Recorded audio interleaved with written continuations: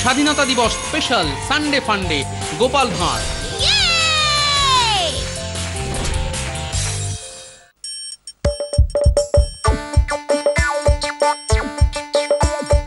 আসছে গোপাল, যাচ্ছে গোপাল, ভাবছে গোপাল, হাসছে গোপাল, আসছে গোপাল, যাচ্ছে গোপাল, ভাবছে গোপাল, হাসছে গোপাল। যুগের পরে যুগ কেটে যায়, মানুষ তাকে ভোলে না। যুগের পরে যুগ কেটে যায়, মানুষ তাকে ভোলে না। চলে না রে, চলে না রে, চলে না রে, চলে না, চলে না রে, চলে না রে, কাকে ছাড়া চলে না। এসে পরিচয় গীতা, হাসির রাজা, জ্ঞানের রাজা, রসিক রাজা গোপাল ভাঁড়। হাসির রাজা, জ্ঞানের রাজা, রসিক রাজা গোপাল ভাঁড়। হাসির রাজা, জ্ঞানের রাজা।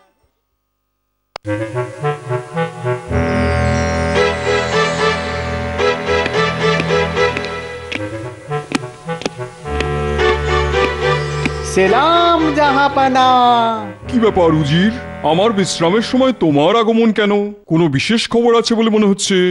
অত্যন্ত গুরুতর একটা খবর নবাব সাহেব।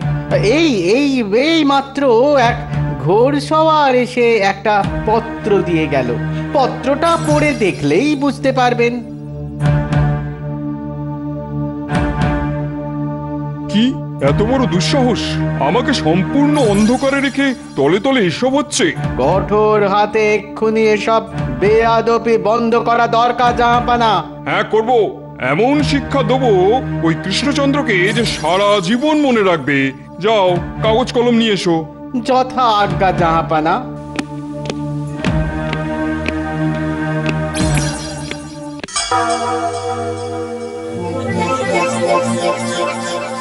কি ব্যাপার, সকলকে আজ তাড়াতাড়ি রাজসভায় আসতে বলে মহারাজের নিজেরই এত দেরি? তাই তো দেখছি, এখনো যে বাজলো না রাজসভার দুয়ারের ভেরি। মন্ত্রীমশাই, আপনি কি জানেন কিছু? কেন এত দেরি? মনে হচ্ছে মুতোটা খেয়ে গেছে। দেখো, তোমরাও যেখানে আমিও সেখানে, তাই মহারাজ কেন দেরি করছেন সেটা আমি কি করে জানবো বলো? তবে মহারাজের পেয়ারের গোপাল হয়তো জানলেও জানতে পারে। আহা, পেয়ার পেয়ার মানে তো ভালোবাসা। কথাটা শুনতে কিন্তু বড় খাসা।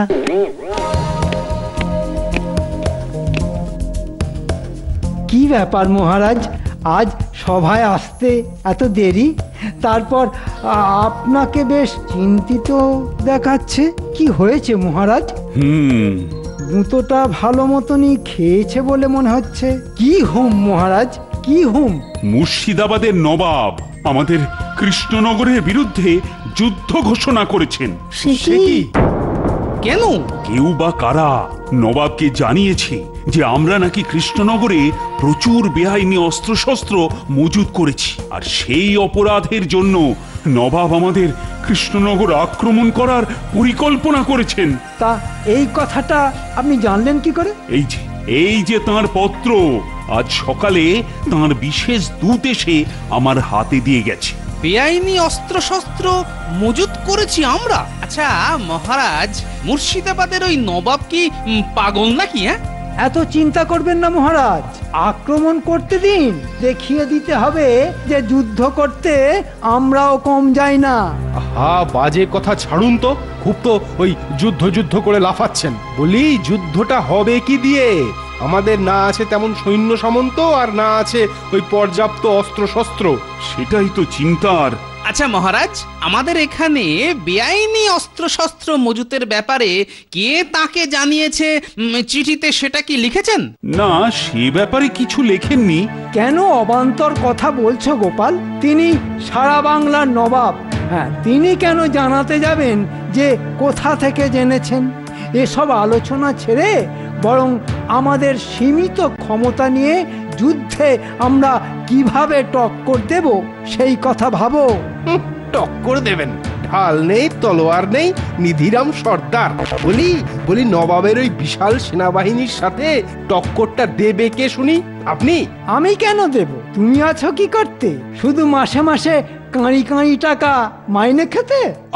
কি হচ্ছে কি? এই বিপদের দিনে নিজেদের মধ্যে তর্কাতর্কি বন্ধ করো, সকলে মিলে ঠান্ডা মাথায় ভেবে একটা পথ বের করো না। মহারাজ, আমি একবার মুর্শিদাবাদ যাব। মুর্শিদাবাদ? নবাবের মুখোমুখি হয়ে তার সঙ্গে কথা বলে যেমন করেই হোক এই যুদ্ধ থামাতেই হবে। কি আমার কথক ঠাকুর এলেন রে, কথা বলতে যাবেন নবাবের সাথে? শোনো গোপাল, নবাব এখন তেতে আছেন। এই সময় তার সামনে গেলে তোমার গর্দনটাই হয়তো চলে যেতে পারে। মরতে আমি ভয় পাই না, আমাকে শুধু অনুমতি দিন মহারাজ। বেশ, দিলাম। দেখো, যদি বুঝিয়ে সুঝিয়ে নবাবকে ঠান্ডা করতে পারো তবে খুব সাবধানে কথা বলবে গোপাল, চেনো তো ওকে।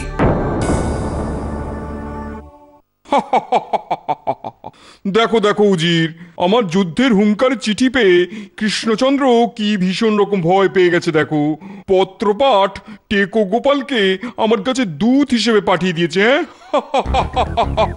কি ভয়, কি ভয়! ভয় ভয় তো পাবেই জাহাপানা। আপনি কি আর যে সে আদমি? আপনি হলেন तमाम বঙ্গের মালিক। তা গোপাল চন্দ্র, বলো বলো বলো, কি বলতে এসেছো? জাহাপনা, আপনার কাছে জানতে এসেছি যে ওই অমন একটা চিঠি আপনি কেন লিখলেন। বিশ্বাস করুন, কোন রকম বেআইনি অস্ত্রশস্ত্রই আমরা মজুত করিনি। মজুত করনি? কিন্তু আমার কাছে যে পাকা খবর আছে। এমন একটা উদ্ভট খবর আপনাকে কে দিয়েছে? তবে এ কথা কিন্তু ডাহা মিথ্যে। মিথ্যে কথা? বদতমিজ, তোমার এত সাহস, তুমি আমাকে মিথ্যেবাদী বলো? দেখেছেন মহারাজ কৃষ্ণচন্দ্রের লোকেদের সাহসটা কিরকম বেড়েছে, দেখেছেন? বাড়বে না? অনেক অস্ত্র যে এখন ওদের হাতে। ঘুচিয়ে দেবো সব লপচপানি, না একেবারে ঘুচিয়ে দেবো। মার্জনা করবেন হুজুর, আমি কিন্তু আপনাকে মিথ্যাবাদী বলিনি। তাহলে কাকে বললে? না, বললাম যে খবরটা দিয়েছে সে কিন্তু সত্যি কথা বলেনি জাহাপনা। ঠিক আছে ঠিক আছে, আমার মুখের কথা আপনার বিশ্বাস না হলে লোক পাঠান কৃষ্ণনগরে, সে গিয়ে নিজের চোখে দেখে আসুক কোনো বেআইনি অস্ত্র আমরা মজুত করেছি কি করিনি। আমার বয়ে গেছে লোক পাঠিয়ে খোঁজ নিতে, কারণ যে আমাকে এই খবর দিয়েছে সে আমার বিশ্বস্ত। তুমি বা তোমার মহারাজের মতন জোচ্চোর নয়। যাও, কৃষ্ণনগরে গিয়ে তোমার মহারাজকে বলে দাও যে সে যেন যুদ্ধের জন্য প্রস্তুত থাকে। কারণ আগামী সপ্তাহতেই জাহাপানা সৈন্য নিয়ে তোমাদের রাজ্যের উদ্দেশ্যে রওনা দেবেন। যুদ্ধ যুদ্ধ, কতদিন পর আবার যুদ্ধ। এবার ঘচাঘচ করে কাটবো মাথা। কৃষ্ণচন্দ্রকে তার সিংহাসন থেকে টেনে মাটিতে নামাবো আমি। কি সাহস আমার চোখে ধুলো দিয়ে অস্ত্র শস্ত্র মজুত করা! তাহলে আপনি যুদ্ধ করবেনই? তুমি কি কালা নাকি? কানে শুনতে পাও না? যাও, দূর হয়ে যাও এখান থেকে। হুজুরের চোখের সামনে থেকে দূর হয়ে যাও এক্ষুনি। সে না হয় যাচ্ছি, তবে যাবার আগে একটা কথা বলে যাই। যতই যুদ্ধ যুদ্ধ করে লাফান না কেন, যুদ্ধে কিন্তু নবাব বাহাদুরকে ওই চোখের জলে নাকের জলে হয়ে ফিরে আসতে হবে। কি এত বড় কথা? আমাকে চোখের জলে নাকের জলে হয়ে ফিরে আসতে হবে? এই, এক্ষুনি এই বেয়াদবটার গর্দান নিয়ে নাও। সেটা আপনি পারেন না জাহাপনা, কারণ আমি আজ আপনার কাছে দূত হয়ে এসেছি, আর রাজধর্ম অনুসারে দূত কিন্তু অবদ্ধ, তাকে মারা কিংবা বন্দি করা যায় না। যদি করেন তাহলে বুঝতে হবে যে আপনি রাজধর্ম পালন করতে ভুলে গেছেন। হ্যাঁ, যাও যাও যাও, আমাকে আর বেশি রাজধর্ম শেখাতে এসো না। তাহলে গর্দান নিয়েই আমি ফিরে যাই? হ্যাঁ, এই মুহূর্তে দূর হয়ে যাও আমার চোখের সামনে থেকে। তবে সব উত্তর পাবে যুদ্ধের ময়দানে, আর মর্দ হলে যুদ্ধক্ষেত্র থেকে পালিয়ে যেও না, বুঝলে? পালাবো কেন জাহাপানা? ওই মালা চন্দন নিয়ে আমি আপনার প্রতীক্ষায় থাকবো। কি বলছো কি গোপাল? নবাব তাহলে যুদ্ধ করবেনি? হ্যাঁ মহারাজ, অনেক বোঝালাম, কিন্তু তিনি তো কিছুতেই বুঝতে চাইলেন না। আসলে আমাদের এখানে অস্ত্র মজুতের ব্যাপারটা কেউ তার মাথায় ঢুকিয়ে দিয়েছে। আহা আহা, কি মজা! যুদ্ধ হলে আমার কত লাভ হবে। অস্ত্র কেনার নাম করে 2 হাতে টাকা সরানো যাবে। আহা আহা, ভাবলেই যেন মনের ভেতরটা আনন্দে গুড়গুড় করে উঠছে। তাহলে আর কি, সকলে যুদ্ধের জন্য প্রস্তুত হও। তারপর সবই মা ভবানীর ইচ্ছে। সেনাপতি, বলুন মহারাজ। যুদ্ধের জন্য যে কটা অস্ত্র না কিনলেই নয়, তার একটা ফর্দ তৈরি করে ফেলো। ও নিয়ে আপনি কোনো চিন্তা করবেন না মহারাজ, আমি আছি কি করতে। সেনাপতিকে নিয়ে আমি আজকেই বসে যাব। আগামী সপ্তাহে যুদ্ধ বলে কথা। অযথা টাকা খরচ করে অস্ত্র কেনার ব্যাপারে আমার কিন্তু আপত্তি আছে মহারাজ। আরে, মুর্শিদাবাদ থেকে ঘুরে এসে গোপালের কি মাথা খারাপ হয়ে গেল নাকি? বলি, অস্ত্র না কিনলে যুদ্ধটা হবে কি দিয়ে? এই রক্ত মাংসের হাত পা দিয়ে? গোপাল, তুমি যা বলছো সেটা ভেবে চিনতে বলছো তো? ভালো করে ভেবেই বলছি মহারাজ, কারণ যতই অস্ত্র কিনুন না কেন সেটা হবে নবাবের অস্ত্রের কাছে নগণ্য। আর নতুন অস্ত্র দেখলে নবাবের এই ধারণাই হবে যে আমরা সত্যি সত্যি বেআইনি অস্ত্র শস্ত্র মজুত করেছি। মহারাজ, আমি কিন্তু অত্যন্ত জোরের সাথে তাকে বলে এসেছি আমাদের কাছে কোনো বেআইনি অস্ত্র শস্ত্র নেই। কিন্তু যথেষ্ট অস্ত্র শস্ত্র না থাকলে আমার সৈন্যরা যুদ্ধ করবে কি করে মহারাজ? তাহলে অস্ত্র না ধরে আমাদের সৈন্যরা খালি হাতে দাঁড়িয়ে থাকবে? না গোপাল, শুধু খালি হাতে দাঁড়িয়ে থাকবে কেন বলছো?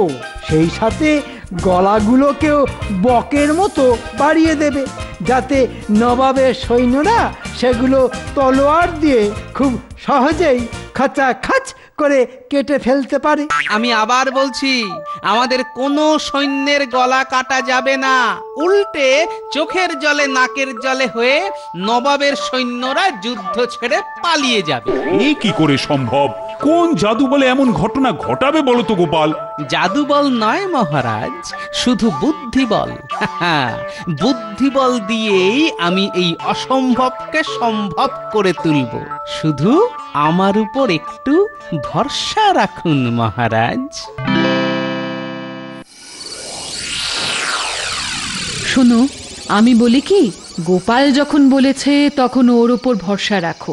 এর আগেও তো বুদ্ধির জোরে ও অনেকবার বিপদ থেকে বাঁচিয়েছে তোমায়। মানছি রানী, আমি সব মানছি, কিন্তু এবারের বিপদটা তো সম্পূর্ণ আলাদা। আচ্ছা তুমি বলো তো, কোনো অস্ত্র ছাড়া যুদ্ধ করে ও কিভাবে নবাবের সৈন্যদের চোখের জলে নাকের জলে করবে?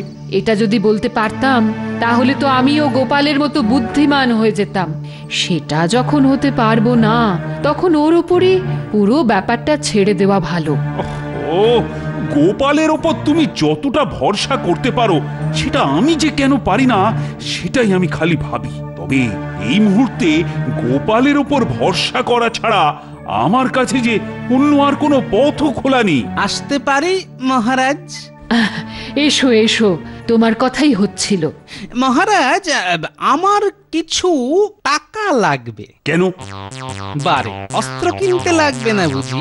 আশ্চর্য, এই তো রাজসভায় বললে যে অস্ত্র কেনার ব্যাপারে তোমার আপত্তি আছে, অথচ এখন বলছো। মহারাজ, এই অস্ত্র ঢাল তরোয়াল বল্লম নয়। আমি যা কিনবো সেটা হলো নাকের জলে চোখের জলে করার অস্ত্র।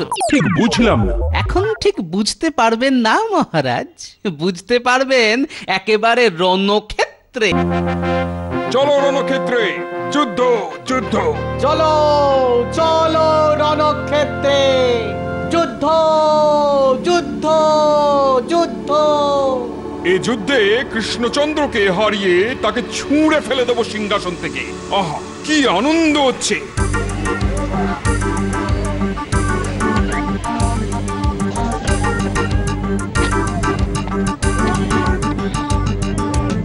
হ্যাঁ গো গোপাল দাদা, এতগুলো বস্তা দিয়ে কি করবে? সময় হলেই জানতে পারবে। এখন কথা বলে সময় নষ্ট না করে বস্তাগুলো চটপট গাড়িতে তুলে ফেলার ব্যবস্থা করো দেখি। এই যে বাবারা, হ্যাঁ, একটু তাড়াতাড়ি হাত চালা, তাড়াতাড়ি।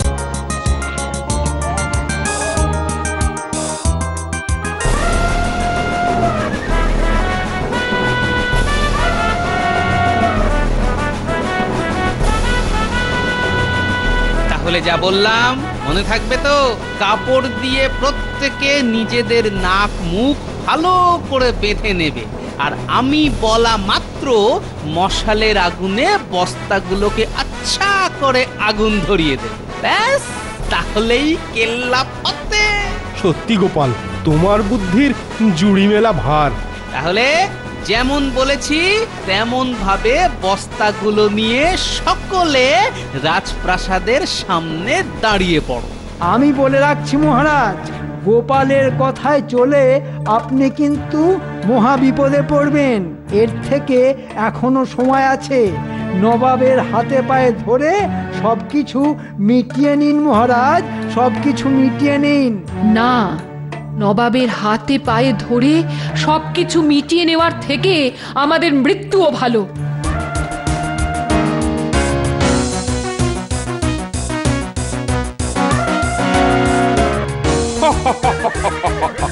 দেখো দেখো দেখো উজির, আমার এতগুলো সৈন্যের মোকাবিলা করতে গিয়ে কৃষ্ণচন্দ্রের মাত্র কয়েকটা সৈনিক কেমন মশাল হাতে মুখে কাপড় বেঁধে দাঁড়িয়ে আছে, যেন যেন ডাকাত। কিন্তু কিন্তু কৃষ্ণচন্দ্র কোথায় জাহাপানা? হ্যাঁ, গোপালকেও তো দেখছি না, কোথায় গেল সব? মনে হয় আমার ভয় সব পালিয়ে গেছে। পালাবো কেন জাহাপনা? বলেছিলাম না মালা চন্দন নিয়ে আপনার প্রতীক্ষায় থাকবো। এই দেখুন, মালা চন্দন নিয়ে আমি হাজির। মালা কি এখনই পরিয়ে দেব, না ওই যুদ্ধ শেষ হলে পড়বেন জাহাপনা? খামোশ, মস্করা রেখে যুদ্ধের জন্য তৈরি হও। ধরাও মশাল, লাগাও আগুন।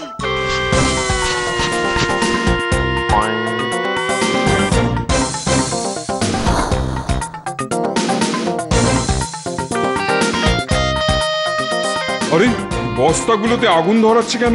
কি আছে ওর মধ্যে? বারুদ?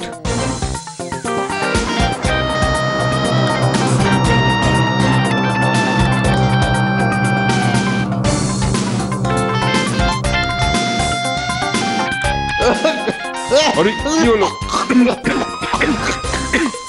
আরে কাঁদছো কেন? আরে অস্ত্র নিয়ে কৃষ্ণচন্দ্রের সৈন্যদের ওপরে ঝাঁপিয়ে পড়ো। আরে কি হলো?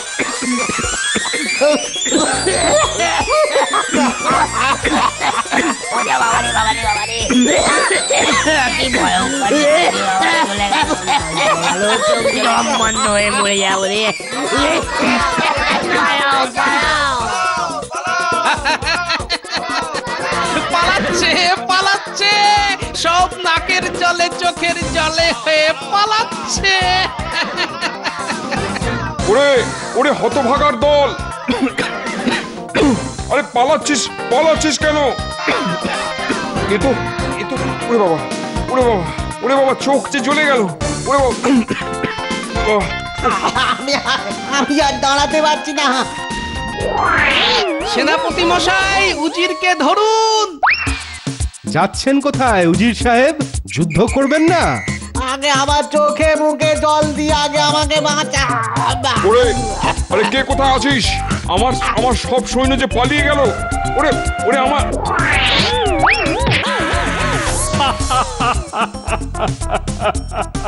একেই বলে বুদ্ধি। হাতে কোনো অস্ত্র না ধরেই গোপাল কেমন নবাবকে চোখের জলে নাকের জলে করে ছাড়ছে। আমি বলেছিলাম না, গোপাল এত সহজে ছেড়ে দেবার পাত্র নয়। ওরে বাবা, গোপাল যা বললো তাই তো করে দেখালো। এখন আমার কি হবে? বলেছিলাম না জাহাপানা, মালা চন্দন নিয়ে হাজির থাকবো। আমি কিন্তু আমার কথা রেখেছি। আমার সৈন্যরা তো সব পালালো, তা আমাকে কি বন্দি করবে না মেরে ফেলবে? বালাই ষাট, আপনি হচ্ছেন নবাব, আপনাকে কি বন্দি করে বেয়াদপি দেখাতে পারি? চলুন চলুন, নির্ভয়ে প্রাসাদের ভেতর চলুন, মহারাজ আপনার প্রতীক্ষায় আছেন। আসুন উজির সাহেব।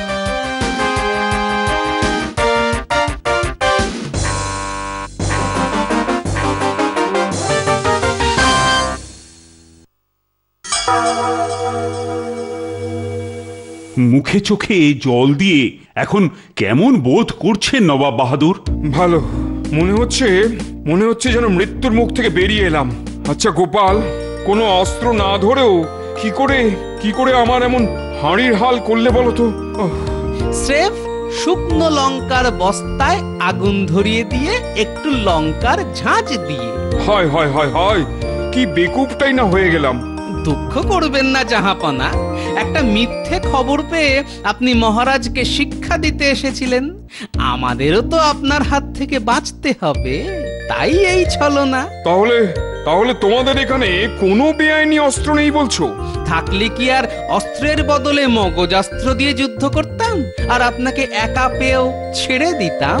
বহুত খুব সত্যি কৃষ্ণচন্দ্র, তোমার গোপাল কিন্তু প্রকৃত অর্থেই একটি রত্ন। উজির, আগে জাহাপানা। কৃষ্ণনগরে বেআইনি অস্ত্র মজুতের ব্যাপারে কে তোমাকে খবর দিয়েছিল? খেয়েছে রে। কে আবার? ওই কৃষ্ণচন্দ্রের মন্ত্রী তো। মন্ত্রী? না মানে আমি ভুল করে ফেলেছি মহারাজ। পাজি বেল্লিক, ভুল করে ফেলেছো তাই না? ঠিক আছে, দেখো এবার ভুলের মাসুল। উজির, নিয়ে চলো একে মুর্শিদাবাদে। নিয়ে যান, এখানে রেখে গেলে ওকে আমি জ্যান্ত চিবিয়ে খাবো। ছি মহারাজ, আপনি কি নরখাদো?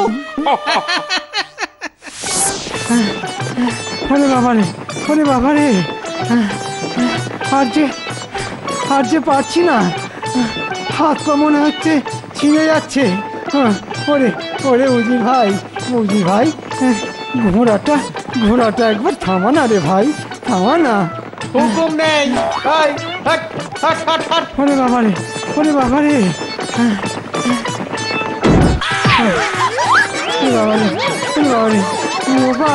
গোপাল বাঁচাও গোপাল, বাঁচাও।